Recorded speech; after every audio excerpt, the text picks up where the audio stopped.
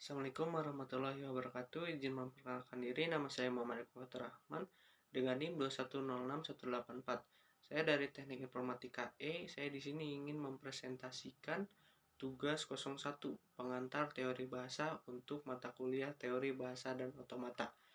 Baik, sebelum ke pembahasan kita bahas dulu mengenai apa itu bahasa, otomata, dan komputasi. Pengertian bahasa dalam Kamus Besar Bahasa Indonesia adalah sistem lambing bunyi yang arbitrer yang digunakan oleh anggota suatu masyarakat untuk bekerja sama, berinteraksi, dan mengidentifikasi diri. Dapat disimpulkan bahwa bahasa adalah rangkaian simbol yang mempunyai makna.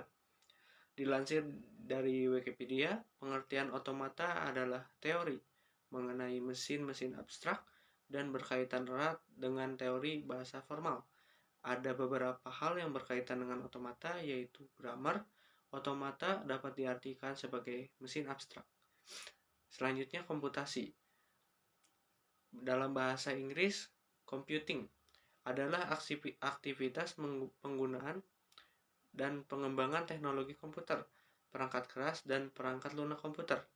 Hubungan di antara bahasa dan otomata dan komputasi adalah bahasa dijadikan sebagai input oleh suatu mesin otomata. Selanjutnya, mesin otomata akan membuat keputusan yang mengidentifikasi apakah input itu diterima atau tidak. Berbagai keputusan tersebut, input maupun output, selanjutnya akan diproses oleh komputasi agar berbagai keputusan tersebut berjalan dengan baik. Sejarah perkembangan bahasa pemrograman sampai saat ini. Terciptanya bahasa pemrograman beriringan dengan sejarah mesin dan komputer. Awal mula bahasa pemrograman dimulai dari Antikythera yang berasal dari Yunani kuno. Antikythera adalah kalkulator yang menggunakan beberapa tuas dan konfigurasi untuk menjalankannya. Pada tahun 1200-an, Ismail al-Jazari, seorang ilmuwan pada masa kejayaan Islam, membangun sebuah mesin bernama automata, sebuah robot burung merak yang bergerak dengan menggunakan hydropower, aliran air. Cikal bakal bahasa pemrograman pertama kali muncul pada tahun 1822. Sebuah mesin bernama Difference Engine diciptakan oleh Charles Babbage, mahasiswa di Universitas Cambridge, Inggris. Namun, mesin buatan Babbage hanya bisa mengeluarkan satu jenis output. Barulah 10 tahun kemudian Charles Babbage mengembangkan mesin pengolah data itu. Hingga mencapai versi kedua, tahun 1849, perjuangan Babbage diteruskan oleh anaknya, Henry Prevost. Prevost membuat kopian dari perhitungan algoritma mesinnya dan mengirim ke berbagai institusi di dunia. Dengan tersebarnya algoritma mesin Prevost, perkembangan semakin terjadi.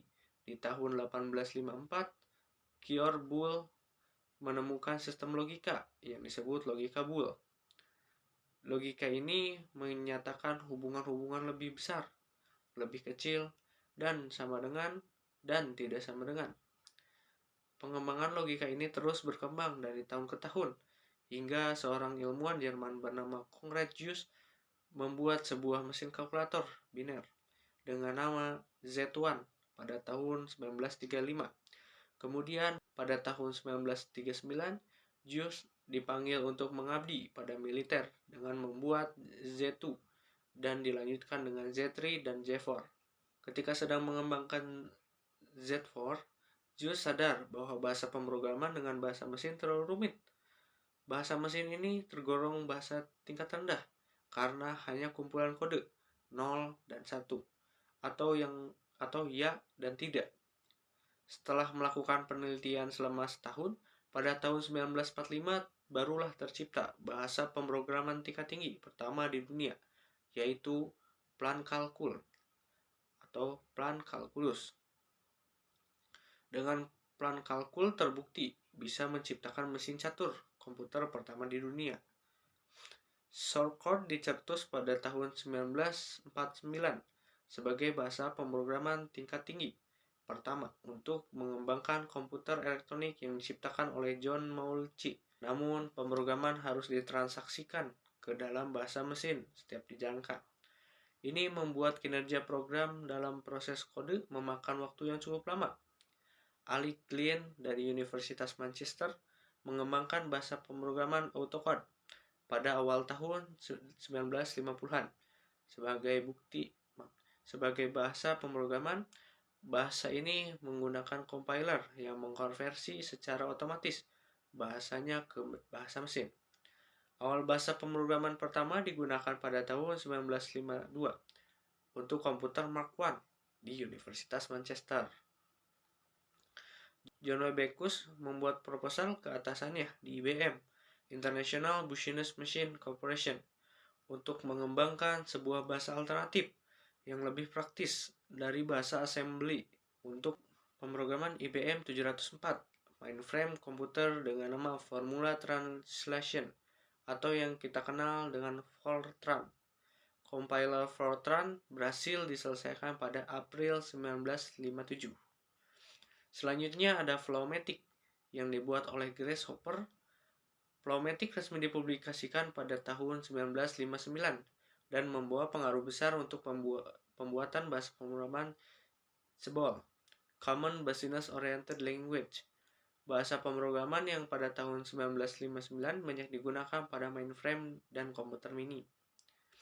Perkembangan bahasa pemrograman semakin pesat dengan adanya bahasa C. Dennis Ritchie dan Brian Kernighan menciptakan C, awalnya untuk bahasa DEC PDP strip 11. Dengan adanya bahasa C, banyak bahasa baru bermunculan, seperti C++, Java, C Crash, dan banyak lagi. Bahasa pemrograman yang akan terus berevolusi menjadi semakin mudah digunakan seiring dengan perkembangan zaman. Baik, yang terakhir selanjutnya karakteristik dari setiap penerjemah bahasa formal. Translator. Penerjemah bahasa formal dibedakan menjadi 3 macam, yaitu assembler, compiler, dan interpreter. Yang pertama, assembler adalah program penerjemah yang bertugas untuk menerjemah kode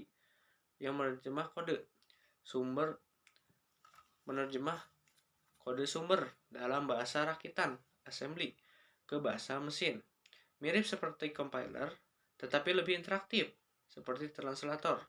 Bahasa yang dipakai juga sulit dipahami karena merupakan bahasa pemrograman tingkat rendah yang hanya dipahami mesin CPU komputer. Yang kedua, compiler adalah program penerjemah yang bertugas mengubah atau mengonversi semua kode sumber selain dalam bahasa rakitan, biasanya dalam bahasa pemrograman tingkat tinggi. Dalam bahasa pemrograman tingkat tinggi ke bahasa pemrograman tingkat rendah atau menjadi kode objek. Hasil berupa kode objek inilah yang dapat dijalankan oleh komputer. Proses untuk melakukan penerjemahan ini biasa disebut kompilasi.